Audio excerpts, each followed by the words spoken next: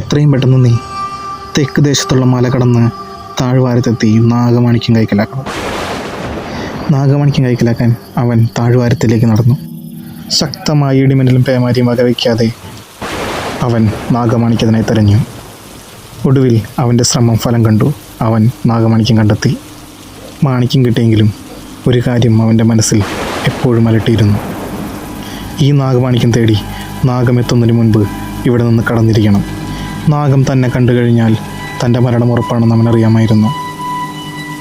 നാഗമാണിക്യം കൈകളിലെടുത്ത് അവൻ അത്ഭുതത്തോടെ നോക്കി നിന്നു. നാഗമാണിക്യം തൻ്റെ കൈകളിലാക്കി അവൻ അവിടെ നിന്ന് ഓടിയകന്നു. വഴിയിലെന്തോ കണ്ട് അവൻ ഭയത്തോടെ നോക്കി നിന്നു. തൻ്റെ മുമ്പിൽ തന്നെ നോക്കിക്കൊണ്ട് നിൽക്കുന്ന നാഗത്തെ കണ്ട് അവൻ ഭയന്നു. ഭീകരമായ കാഴ്ച കണ്ട് അവൻ ഭയന്ന് അലറി.